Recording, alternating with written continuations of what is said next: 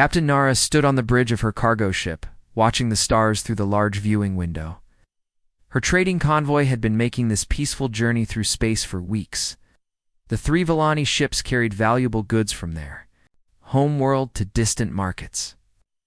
Everything was quiet and normal until the space around them suddenly twisted and bent. Massive warships appeared out of nowhere. The Korthex fleet was 10 times larger than anything Nara had ever seen. Their black ships looked like giant knives cutting through space.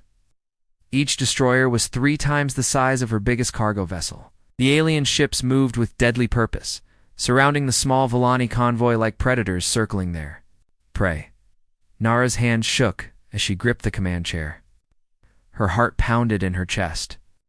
These were not friendly traders or curious explorers. The Korthex were known throughout the galaxy as ruthless conquerors who destroyed anyone in their path. They never showed mercy to weaker species. "Captain, they're charging weapons," her tactical officer called out, his voice filled with fear. The bridge crew looked to Nara for orders, but what could she do? Their cargo ships had only basic shields and no real weapons. They were merchants, not warriors. Bright red energy beams suddenly lit up the darkness of space. The first plasma blast struck the lead Villani ship. The explosion was so bright it hurt to look at directly. Nara watched in horror as her friend Captain Kivo's ship broke apart, pieces of metal spinning away into the void. 23 crew members died in that instant. "Send distress signal on all frequencies now," Nara shouted to her communications officer. Her voice cracked with emotion as she watched the second ship take heavy damage. "Tell anyone listening that peaceful traders are under attack. Give our location and ask for immediate help." The young communications officer's fingers flew over his controls, broadcasting their desperate plea across the galaxy. But who would hear them out here in the empty reaches of space? And even if someone did hear, who would risk fighting the powerful Korthex fleet to save strangers?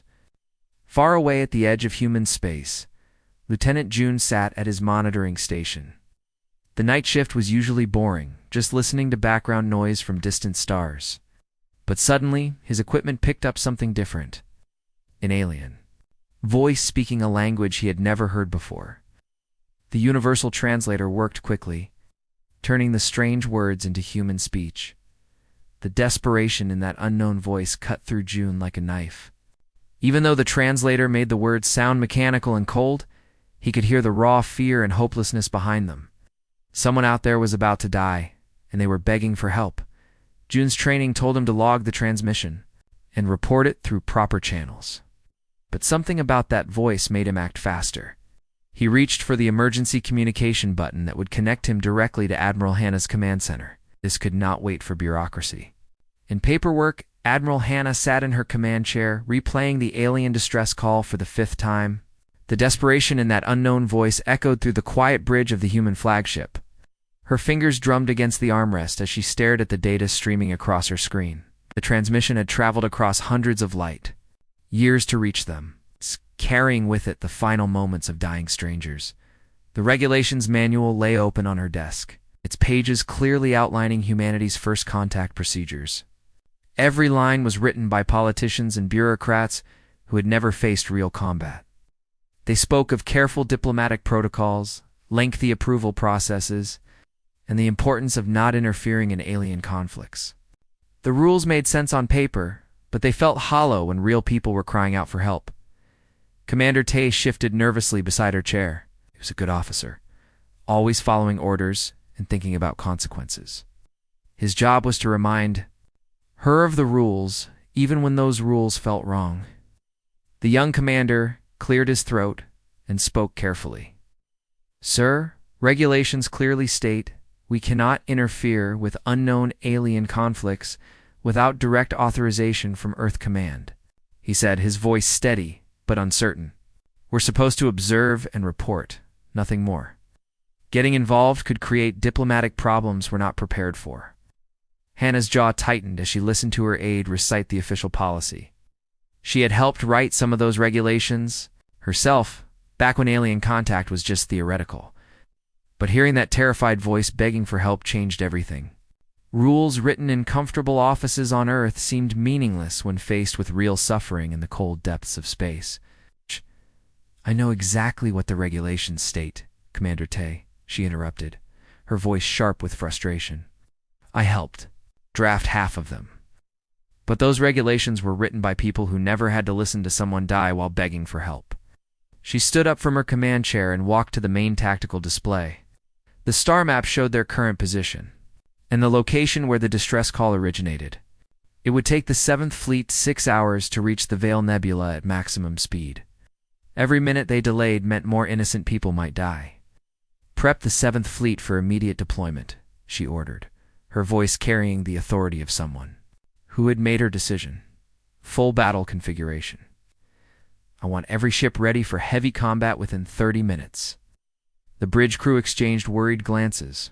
It had trained for first contact scenarios, but never expected their admiral to ignore direct orders from Earth Command. Commander Tay stepped closer, lowering his voice so only she could hear. "Admiral, this could start a war with an unknown species," he whispered urgently. "We don't know who these Kortheks are, or how powerful their military might be. We could be flying into a trap that destroys the entire fleet." Hannah turned to face her bridge crew, looking each officer in the eye. These were good people who had sworn to protect humanity and its values. They deserved to understand why she was asking them to risk everything for strangers they had never met. "Then we'll face that consequence," she said firmly. "But we don't abandon people who need help. That's not who we are as humans." The human fleet emerged from hyperspace in a brilliant flash of blue light, their ships materializing in the darkness like avenging angels. Admiral Hannah's eyes immediately scanned the tactical display, and what she saw made her blood run cold. The Veil Nebula was filled with twisted metal and glowing debris where proud Villani trading ships had once sailed peacefully through space.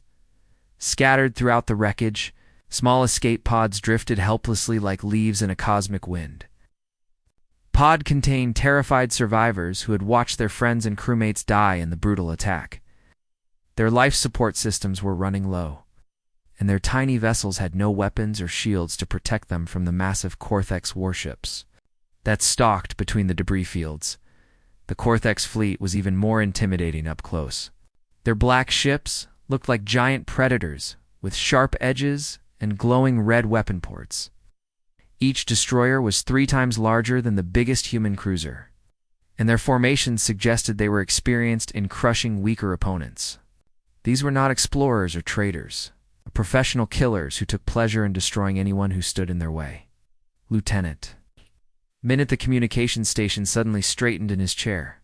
"Admiral, we're receiving a transmission from the lead Kortheks vessel," he reported, his voice tense with anticipation.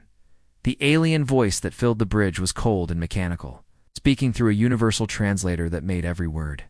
"Sound threatening. Unknown vessels. You have entered a restricted combat zone. Withdraw immediately or face complete destruction. This is your only warning." Admiral Hannah felt anger surge through her chest as she watched the Kortheks ships moving closer to the defenseless escape pods. These aliens clearly intended to murder every survivor, leaving no witnesses to their brutal attack. She had seen this kind of evil before, and it always made her sick to her stomach. She reached for her communication controls, her fingers steady despite the tension on the bridge. When she spoke, her voice carried the full authority of someone who had spent decades protecting the innocent from those who would harm them. "This is Admiral Hannah of the Terran Navy," she announced, making sure every word was clear and strong. "We are here to assist refugees and provide humanitarian aid to survivors. Stand down your weapons and allow us to rescue those people." Kortheks commander's response came immediately, filled with arrogance and contempt. "You have no authority here, humans. These vessels were destroyed for violating our territorial claims. Survivors belong to us now." Hannah's jaw clenched as she processed the alien's words. The idea that refugees belonged to their attackers went against everything humanity stood for. She had spent her entire career fighting against this kind of thinking, whether it came from human pirates or alien conquerors. "We have the authority of basic decency," she replied, her voice growing harder with each word. "Something your species clearly lacks." She turned to address her entire fleet. knowing that history would judge them all for what happened next. All ships, engage hostile forces immediately. Protect those escape pods at all costs. No one gets left behind. The moment Admiral Hannah gave the order, space erupted into chaos. Ow. Bright streams of plasma fire cut through the darkness like deadly ribbons of light. Human ships moved with practiced precision, their weapons targeting the massive Cortex destroyers with calculated fury. The smaller human vessels darted between the alien warships like angry wasps. Using their speed and agility to avoid the heavy plasma cannons, Captain Nara pressed her face against the small window of her escape pod, watching in amazement as the battle unfolded around her. She had never seen anything like this before. These humans had appeared from nowhere, throwing themselves into a fight that was not their own. They were outnumbered and outgunned, yet they fought with the desperation of people defending their own families. A massive explosion lit up the nebula as a Cortex destroyer took direct hits from 3 human cruisers, flickered and died, exposing its black hole to the concentrated firepower. But the Cortex were not going down easily. Their return fire was devastating, sending waves of superheated plasma toward the human fleet. Commander Day's cruiser, the Sol, positioned itself directly between a cluster of Volani escape pods and the largest Cortex battleship. The alien vessel was twice the size of his ship, with enough firepower to destroy a small moon. But Day never hesitated. His ship absorbed hit after hit, its shields glowing white-hot under the constant barrage. "Commander, our forward shields are down to 20%, his tactical officer reported, sweat beading on his forehead as he worked frantically at his console. "We can't take much more of this punishment." Through the bridge windows, Day could see the small escape pods drifting helplessly behind his ship. Each pod contained 3 or 4 Volani survivors who were counting on him to keep them alive. Thought about his own family back on Earth, and how he would want someone to protect them if they were in danger. Another wave of plasma fire slammed into the Sol's hull. The ship shuddered violently, throwing crew members against their stations. Sparks flew from damaged control panels, and the lights flickered as power systems struggled to cope with the damage. "Hull breach on Deck 7, came the urgent report from damage control. "We're losing atmosphere fast. Emergency bulkheads are sealing, but we've lost that entire section." Commander Day gripped his command chair as another blast rocked his ship. Through the tactical display, he could see that his vessel was falling apart around him. But the escape pods were still there, still vulnerable, still depending on him to keep the Cortex weapons away from them. "Maintain position," he ordered, his voice steady despite the chaos surrounding him. "Those pods are still vulnerable. You don't move until every survivor is safe." His crew looked at him with a mixture of fear and pride. They all knew they might die in the next few minutes, but none of them questioned the order. This was what it meant to be human, to stand between the innocent and those who would harm them. No matter the cost, Captain Nara watched this incredible display of courage from her tiny escape pod, tears streaming down her face. She had never seen such selfless bravery from strangers. The battle was over, but the work was just beginning. Human rescue ships moved carefully through the debris field, their searchlights cutting through the darkness to locate every surviving escape pod. The crew members worked with quiet efficiency, using magnetic grapples to pull the small vessels into their cargo bays. Each pod they recovered contained frightened Volani survivors who had watched their friends die and expected to join them. Captain Nara felt dizzy as she stepped out of her escape pod onto the deck of the human flagship. The artificial gravity felt different from what she was used to, and the air had a strange smell that made her nose twitch. Everything around her was alien. From the smooth metal walls to the soft blue lighting that seemed designed to be calming rather than functional, human. Crew members approached her with careful respect, speaking in gentle tones through their universal translators. They offered her a warm blanket and something they called water, which tasted cleaner than anything she had ever drunk. One young officer, who introduced himself as Lieutenant Park, guided her through the ship's corridors toward what he called the conference room. The human flagship was nothing like the trade vessels Nara was familiar with. Instead of cramped spaces filled with cargo containers, these corridors were wide and well lit. The walls displayed images of a blue and green planet that must be the human homeworld. She saw pictures of vast oceans, snow-capped mountains, and cities filled with millions of beings who looked just like the crew members around her. Admiral Hannah was waiting in the conference room, still wearing her battle-stained uniform. Her face showed the exhaustion of someone who had just fought a desperate battle, but her eyes were kind and welcoming. The room itself was simple, with a long table and comfortable chairs that seemed designed for meetings rather than intimidation. "Please, sit," Admiral Hannah said, gesturing to a chair across from her own. Her voice was warm and patient, very different from the commanding tone Nara had heard during the battle. "I know this must be overwhelming for you. Take your time," Nara settled into the strange chair, her mind still struggling to process everything that had happened. Just hours ago, she had been preparing to die in the cold darkness of space. Now she was sitting safely aboard an alien warship, surrounded by beings who had risked everything to save her people.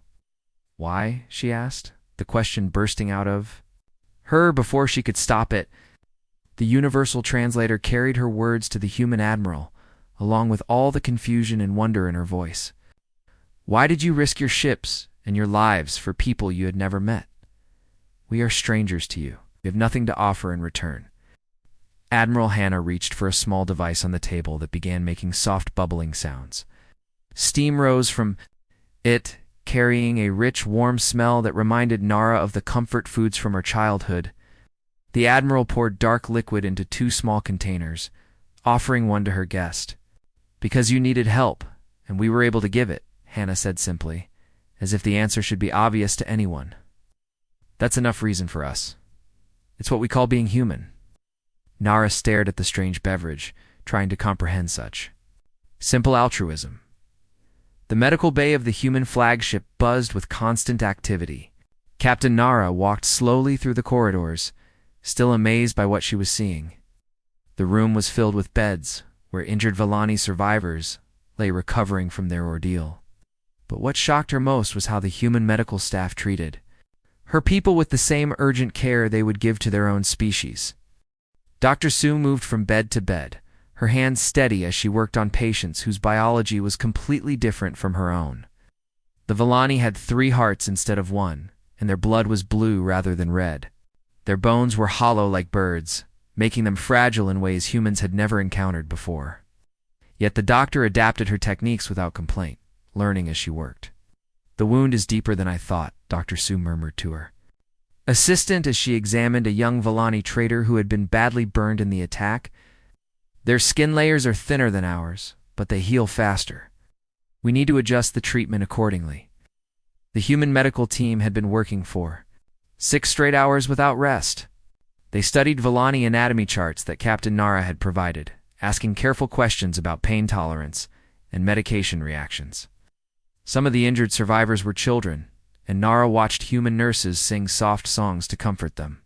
Even though the youngsters could not understand the words, Lieutenant Kim, a young medical technician, had spent 2 hours learning how to properly bandage Villani limbs, which bent in different directions than human arms and legs. She never showed frustration, even when she had to start over multiple times. Her patience seemed endless as she worked to help beings she had never seen before today. "Your people," Nara said quietly to Admiral Hannah as they watched the medical. "Teamwork. They labor so hard for complete strangers. I have traveled to many worlds in my career as a trader, but I have never seen anything like this before." Admiral Hannah stood beside her, observing her crew with obvious pride. The Admiral's uniform was still stained from the battle and exhaustion lined her face, but her eyes remained bright and alert. She had not slept since receiving the distress call over 12 hours ago. "We believe every life has value," Hannah replied, her voice carrying the weight of deep conviction. "It doesn't matter what planet you were born on, what you look like, or what language you speak. If you're hurt and need help, then helping you becomes our responsibility." Nara's universal translator worked frantically to process this concept, the small device making confused beeping sounds as it struggled with ideas that had no equivalent in Villani language. In her experience, species only helped their own kind, or those who could offer valuable trade agreements in return. The idea of risking resources for beings who could never repay the debt seemed impossible to understand. But what do you gain from this? She asked, genuinely puzzled. Your medical supplies are being used on our people. Your doctors are exhausted from treating our wounds. Your ships took damage protecting us. What benefit does this bring to your species? Admiral Hannah smiled, the expression transforming her tired face. The benefit is knowing we did the right thing. That's worth more than any trade agreement or political alliance. Captain Nara spread the holographic star map across the conference table, her fingers trembling as she activated the display. The three-dimensional projection filled the room with points of light, each one representing a star system in this region of the galaxy. But as the data loaded, the beautiful display of stars began to tell a terrifying story of conquest and destruction. Red markers appeared across dozens of worlds, showing the path of Korthek's expansion over the past 5 years. Admiral Hannah leaned forward, studying the pattern with the trained eye of a military strategist. The alien empire was not expanding randomly, but following carefully planned routes that would give them control over the most important trade passages. In the galaxy, these red markers show worlds that have already fallen to Korthek's forces, Nara explained, her voice heavy with sorrow. The yellow ones are systems currently under attack, and these orange markers represent worlds that intelligence suggests will be targeted within the next year. The scope of the threat was staggering. Over 40 peaceful civilizations lay in the path of the advancing Korthek's fleet. Some were advanced spacefaring species like the Villani, while others were still developing their first spacecraft. All of them were defenseless against the overwhelming military might of the alien empire. The Kortheks don't negotiate or accept. Surrender, Nara continued, highlighting specific systems on the map. They arrive without warning, destroy all military installations, and force the survivors into slavery. Entire cultures have been wiped out in a matter of days. Admiral Hannah felt her stomach tighten as she absorbed this information. The human fleet had stumbled into something much larger than a simple rescue mission. They had discovered a galaxy-wide a threat that made the worst human conflicts look like minor disagreements between neighbors. You've made very powerful enemies by helping us today, Nara warned, her voice filled with genuine concern for her rescuers. The Kortheks will not forget that humans interfered with their conquest. They will come for your worlds next, and their revenge will be terrible. The conference room fell silent as the human officers considered this sobering reality. Acted on instinct to save innocent lives, but their heroic gesture had painted a target on all of humanity. Earth and its colonies now faced a threat they had never imagined possible. Commander? Wu entered the room, carrying a communication pad, his expression serious but determined. He had been in contact with Earth Command for the past hour, explaining the situation and requesting new orders. The response from home had been swift and decisive. Admiral, I have updated orders from Earth Command, he announced, standing at attention. Command has reviewed the intelligence provided by Captain Nara and the threat assessment from our tactical team. They authorize full alliance protocols with any species threatened by Korthek's aggression. Admiral Hannah stood up, her decision already made before the orders arrived. The politicians back on Earth might debate the wisdom of this choice, but she had seen the devastation left by the Korthek's fleet. She had looked into the eyes of survivors who had watched their friends die for no reason other than refusing to submit to tyranny. Signal Earth Command, she ordered, her voice carrying the authority of someone who had made peace with a dangerous decision. Tell them we're not backing down. If the Kortheks want to fight, they'll get one. Rescues spread across the galaxy faster than anyone expected. Subspace communication networks carried the story from system to system, telling of a species that had risked everything to save complete strangers. For civilizations living in fear of Korthek's expansion, the tale seemed almost too good to be true. The first to arrive were the Zilani, peaceful people whose homeworld lay directly in the path of the advancing Korthek's fleet. Their small diplomatic vessel approached the human flagship cautiously, broadcasting messages of gratitude and requests for alliance. Ambassador Kella, their representative, wept openly when she met Admiral Hannah, overwhelmed by the hope that her people might finally have protectors. Within days, more ships began arriving at the human fleet's position. The Morvani sent 3 of their advanced scout vessels, offering detailed intelligence about Korthek's military tactics. The crystalline Threnody arrived in ships that looked like floating works of art, their translucent hulls shimmering with internal light. Each species brought their own unique technologies in desperate need for protection. Captain Finn found himself at the center of the most remarkable engineering project he had ever witnessed.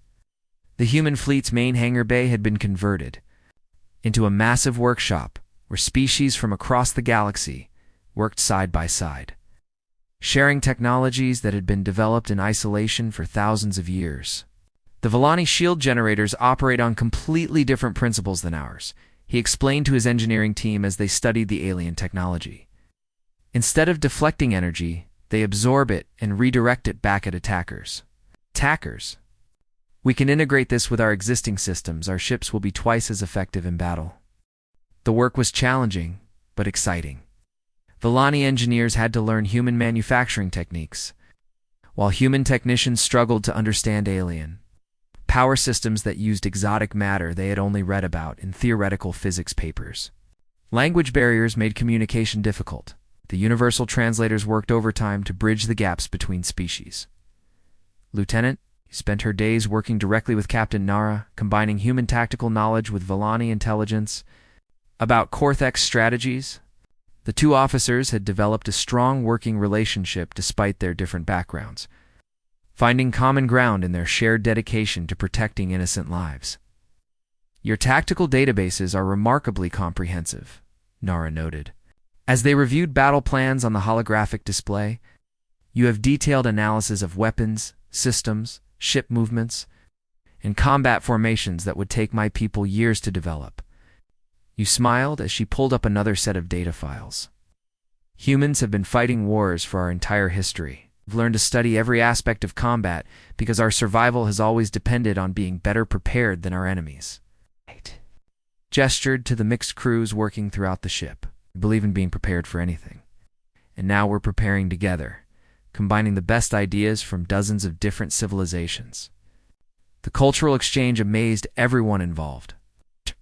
Human cooks learned to prepare food for species with completely different dietary needs. Alien musicians discovered that human music could express emotions that transcended language barriers. Children from different worlds played games together in the ship's recreation areas, laughing at jokes that needed no translation. But beneath the wonder of first contact lay the serious business of preparing for war. The Keth system had become the stage for the most important battle in galactic history. Massive fleets from 24 different worlds gathered in the darkness of space, their ships representing every major civilization threatened by Korthek's expansion.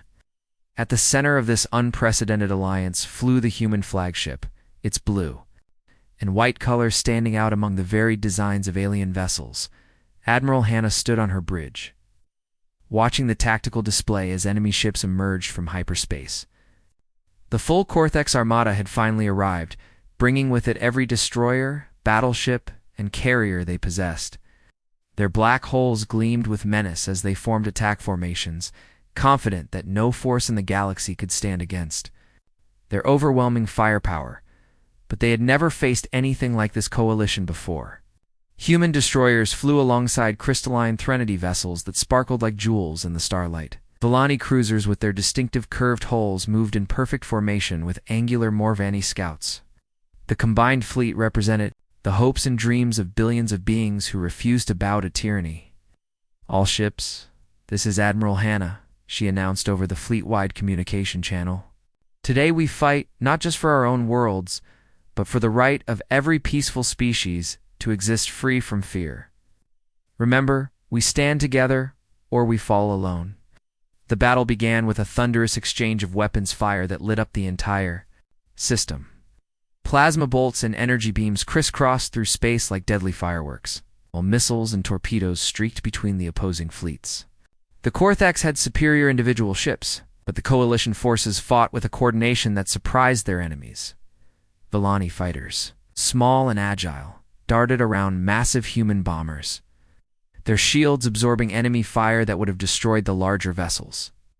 The bombers pressed forward through the defensive screen, their crews knowing that destroying the Cortex command ships was the key to victory. Human pilots gritted their teeth as alien weapons tore through their formations, but they never wavered. From their mission, Captain Bin's engineering crews had worked miracles in the weeks leading up to this battle. Human ships now carried Villani shield generators that could redirect enemy plasma back at their attackers. Alien vessels had been equipped with human targeting computers that made their weapons twice as accurate. The marriage of technologies from different worlds created capabilities that neither species could have achieved alone. Commander Day led a desperate boarding action against a Cortex battleship. His Marines fighting alongside Morvani warriors through the alien vessel's corridors.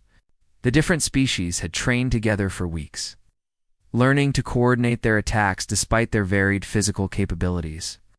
Human soldiers provided covering fire, while Morvani fighters used their natural strength to breach armored doors. The tide of battle turned when the coalition forces managed to destroy the Cortex command vessel. Without their central coordination, the alien fleet began to fragment, individual ships making desperate attempts to escape rather than continuing the fight. Admiral Hannah watched with grim satisfaction as enemy vessels fled toward the edge of the system. Admiral Captain Nera's voice came over the communication channel, filled with emotion and exhaustion. "It's been an honor fighting beside humanity. Your species has shown us what true courage looks like." Hannah smiled as she watched the last Cortex ship disappear into hyperspace. "The honor is ours, Captain. Welcome to the family."